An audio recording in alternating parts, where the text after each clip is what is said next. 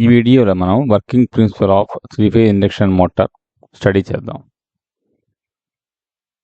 So ఇక్కడ మీరు observe చేస్తే ఈ వర్కింగ్ ప్రిన్సిపల్ అనేది మనకి యాజ్ ఇట్ ఈజ్గా డీసీ షంట్ మోటార్లో ఎలాగైతే ఉంటుందో ఆర్ డీసీ మోటార్లో ఎలాగైతే ఉంటుందో సేమ్ అలాగే ఉంటుంది.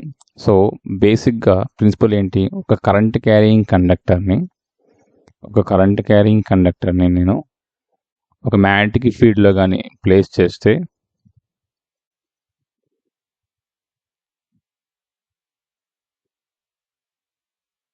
ఈ కండక్టర్ మీద మనకి కొంత ఫోర్స్ అనేది యాక్ట్ అవుతుంది. సో ఈ ఫోర్స్ యాక్ట్ అయినప్పుడు ఈ కండక్టర్ అనేది మనకి మూమెంట్లోకి వస్తుంది. సో ఏ డైరెక్షన్లో మూవ్ అవుతుంది అని చెప్పేది మనకి Fleming's left hand rule. So ఈ కాన్సెప్ట్ని యూజ్ చేసుకొని మనం వర్కింగ్ ప్రిన్సిపల్ని, వర్కింగ్ కండిషన్ని ఇండక్షన్ మోటార్ది మనం స్టడీ చేయొచ్చు. సో దీనికోసం నేను ఇది stator. Now these are the rotor conductors. ఇనిషియల్గా ఈ కండక్టర్స్లో ఎటువంటి కరెంటు ఫ్లో అవ్వట్లేదు అనుకుందాం. అండ్ స్టేటర్ అనేది ఎప్పుడైతే మనం సప్లైకి కనెక్ట్ చేస్తామో సో మనకి స్టేటర్లో కరెంట్స్ అనేవి ఫ్లో అవుతాయి. సో ఈ డైరెక్షన్ ఇక్కడ కరెంట్ ఇన్ అవుతున్నది, ఇక్కడ కరెంట్ అవుట్ అవుతున్నది. ఈ డైరెక్షన్లో మనకి మీరు అబ్జర్వ్ చేస్తే నా రిజల్టెంట్ ఫ్లక్స్ అనేది ఈ డైరెక్షన్లో ఉంటుంది. ఇది ఎలా వస్తుంది మనకి right hand thumb rule. So folded ఫింగర్స్ని మనం ఫోల్డ్ చేయండి. సో ఇక్కడ ఇన్ చేసి ఇక్కడ అవుట్ విధంగా చూడండి. సో థంబ్ అనేది మనకి డౌన్వర్డ్ రిప్రజెంట్ చేస్తుంది. సో ఇది మనకి రిజల్టెంట్ ఫ్లక్స్ యొక్క డైరెక్షన్. ఇప్పుడు ఈ రిజల్టెంట్ ఫ్లక్స్ మనకి సింకర్నస్ స్పీడ్తో మనకి ఈ స్పేస్లో మనకి రన్ అవుతూ ఉంటుంది according to rotating magnetic field theory.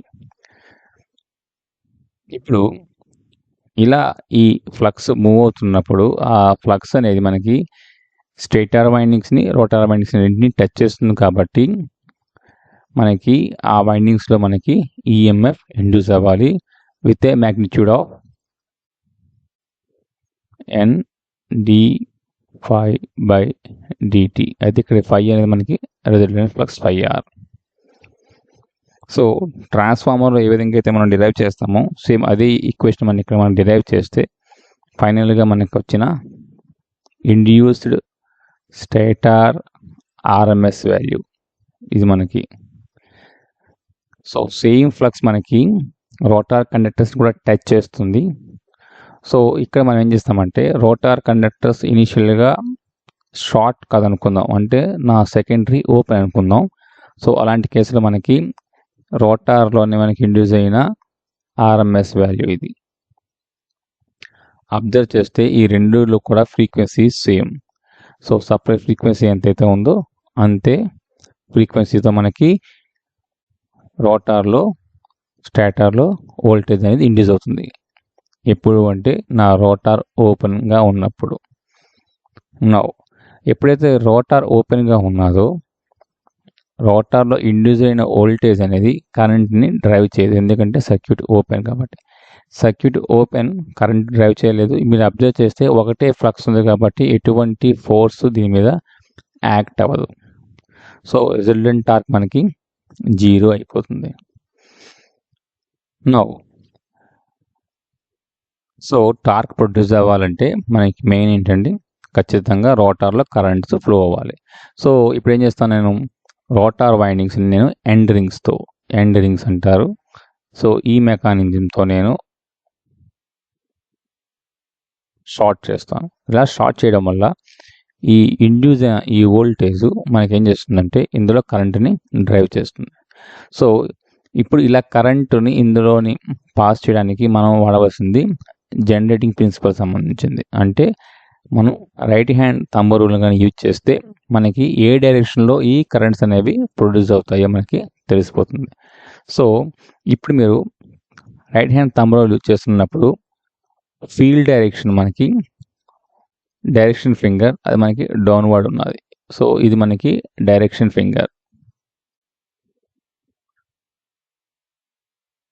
నా రొటేటింగ్ మ్యాగ్నెటిక్ ఫీల్డ్ ఈ డైరెక్షన్లో మనకి మూవ్ అవుతున్నది కాబట్టి విత్ సింక్రనస్ స్పీడ్ ns, నా కండక్టరు విత్ రెస్పెక్ట్ టు నా రెసిడెంట్ మ్యాగ్నెటిక్ ఫీల్డ్ ఏ డైరెక్షన్లో మూవ్ అవుతున్నట్టు ఆపోజిట్ డైరెక్షన్లో.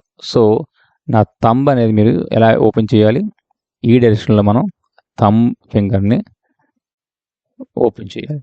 ఇప్పుడు నాకు మిడిల్ ఫింగర్ ఏదైతే ఉన్నదో అది మనకి కరెంట్ డైరెక్షన్ని ఇండికేట్ చేస్తుంది. సో జనరేటింగ్ ప్రిన్సిపల్ ద్వారా వచ్చిన కరెంట్ డైరెక్షన్ మనకి ఏమవుతుంది, మనకి ఈ కండక్టర్స్లో into the screen. So ఇక్కడ మనం క్రాస్ ఇండికేట్ చేస్తాం. సో ఇది క్రాస్. ఇప్పుడు ఇలా కరెంట్ పాస్ అవడం వల్ల మనకి దీనికి అరౌండ్గా కొంత ఫీల్డ్ ప్రొడ్యూస్ అవుతుంది. అది మనకి రైట్ హ్యాండ్ థంబ్ రూల్ ద్వారా మనం ఇండికేట్ చేస్తాం. So right hand thumb rule మనకి ఏమవుతుందంటే ఇది క్లాక్ వైజ్ డైరెక్షన్లో మనకి ఫ్లక్సెస్ అనేవి వస్తాయి. ఇప్పుడు నాకు స్టేటర్ యొక్క రెసిడెంట్ ఫ్లక్స్, రోటార్ యొక్క ఈ ఫ్లక్స్ మీరు అబ్జర్వ్ చేస్తే 2 ఫ్లక్సెస్ ఉన్నాయి కాబట్టి ఇంటరాక్షన్ వల్ల టార్క్ వస్తుంది. అయితే ఈ టార్క్ అనేది కండక్టర్ని ఏ డైరెక్షన్లో మనకి మూవ్ చేస్తుంది అని చెప్పడానికి 2 మెథడ్స్లో మనం ఎక్స్ప్లెయిన్ చేయొచ్చు. ఒకటి లెఫ్ట్ హ్యాండ్ రూల్. ఇప్పుడు ఒక కరెంట్ క్యారింగ్ కండక్టర్ ఒక ఫీల్డ్లో ఉంది కాబట్టి మనం మోటార్ యాక్షన్ ప్రిన్సిపల్ ఉంటుంది కాబట్టి లెఫ్ట్ హ్యాండ్ రూల్లో మనకి ఏం చేస్తాం, సో ఫీల్డ్ డైరెక్షన్ మనకి డైరెక్షన్ ఫింగర్ ఉంటుంది. సో ఇప్పుడు మనం ఓపెన్ చేయవలసింది లెఫ్ట్ హ్యాండ్. నౌ ఇప్పుడు మనకి ఉన్నది కరెంట్ డైరెక్షన్. కరెంట్ డైరెక్షన్ మనకి into the screen. So into the screen ఫింగర్ని ఓపెన్ చేయండి. నౌ మీకు థంబ్ ఓపెన్ చేస్తే మీకు వచ్చే డైరెక్షన్ ఈ డైరెక్షన్లో వస్తుంది. సో నీ కండక్టర్ మూమెంట్ ఈ డైరెక్షన్లో ఉంటుంది. అంటే నీ రిజల్టెంట్ ఫీల్డ్ ఏ డైరెక్షన్లో మూవ్ అవుతుందో అంతే స్పీడ్తో మనకి అదే డైరెక్షన్లో మనకి మూవ్ అవుతూ ఉంటుంది. అయితే దీన్ని ఇంకో రకంగా ఇలా చెప్పవచ్చు. మీరు అబ్జర్వ్ చేస్తే ఇక్కడ ఫ్లక్స్ లైన్స్ని తీసుకుంటే ఈ కండక్టర్కి రైట్ హ్యాండ్ సైడ్ మీరు అబ్జర్వ్ చేస్తే సేమ్ డైరెక్షన్లో ఉంది ఫ్లక్స్, లెఫ్ట్ హ్యాండ్ డైరెక్షన్లో మనకి ఆపోజిట్ డైరెక్షన్ ఉంది ఫ్లక్స్. ఇప్పుడు ఏమవుతుంది, right hand side more flux, left hand side less flux కాబట్టి మోర్ ఫ్లక్స్ నుంచి లెస్ ఫ్లక్స్ వైపు మనకి ఫోర్స్ అనేది యాక్ట్ అవుతుంది. సో కండక్టర్ అనేది మూవ్ అవుతుంది. సో ఈ విధంగా మనకి టార్క్ ప్రొడ్యూస్ అయ్యి కండక్టర్ అనేది మూమెంట్ వస్తుంది.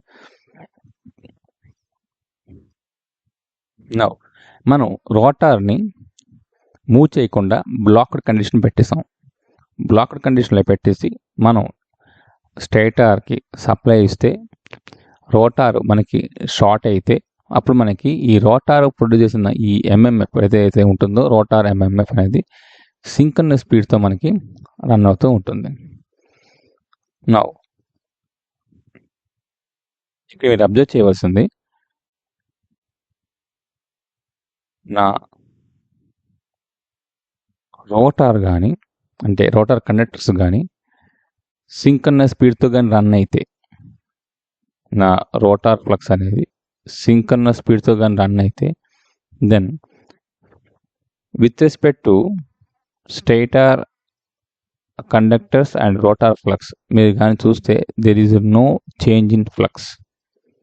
ఎందుకంటే ఒకదానికొకటి స్టేషనరీగా ఉంటాయి. సో ఇలాంటి కేసులో మనకి ఏమవుతుంది, ఈ డిఫరెన్షియల్ టర్మ్ ఏదైతే ఉన్నదో ఆ టర్మ్ 0 అయిపోతుంది. ఎందుకంటే there is no change in flux. ఇప్పుడు ఇలా చేంజ్ అవ్వకపోతే ఇండ్యూస్డ్ వోల్టేజ్ మనకి E2 అనేది 0 అయిపోతుంది. E2 0 అయిపోతే రోటార్ కరెంట్ 0 అయిపోతుంది. రోటార్ కరెంట్ 0 అయిపోతే ఫ్లక్స్ 0 అయిపోతుంది. ఫ్లక్స్ 0 అయిపోతే మనకి టార్క్ ప్రొడ్యూస్ అవ్వదు, కండక్టర్ అనేది మూమెంట్లోకి రాదు. సో రన్నింగ్ కండిషన్లో మనకి ఏమవుతుంది, ఈ conductor try to achieve the synchronous speed. So rotor యొక్క స్పీడ్ని ఎన్ఆర్ అనుకుంటాం. ఈ ఎన్ఆర్ అనేది ఇప్పుడు కూడా దీన్ని క్యాచ్ చేయడానికి ట్రై చేస్తుంది తప్ప క్యాచ్ అయ్యే పాయింట్లో మనకి ఏమవుతుందంటే వోల్టేజ్ 0 అయిపోయి, కరెంట్ 0 అయిపోయి, ఫ్లక్స్ 0 అయిపోయి, టార్క్ 0 అయిపోతుంది. సో వెంటనే అది కొంచెం ల్యాగ్ అవుతుంది. సో ఎప్పటికీ కూడా ఇండక్షన్ మోటార్లో ఈ ఎన్ఆర్ ఎన్ఎస్ని రీచ్ అవ్వదు. సో ఎంత స్పీడ్ ఉంటుంది రెండింటికి మధ్యని అంటే ఎన్ఎస్ మైనస్ ఎన్ఆర్. దీన్ని ఏమంటారంటే స్లిప్ ఆర్ స్లిప్ స్పీడ్ అంటారు. సో వీటిని మీరు అబ్జర్వ్ చేస్తే యూనిట్స్ మనకి ఆర్పిఎంలో ఉంటుంది.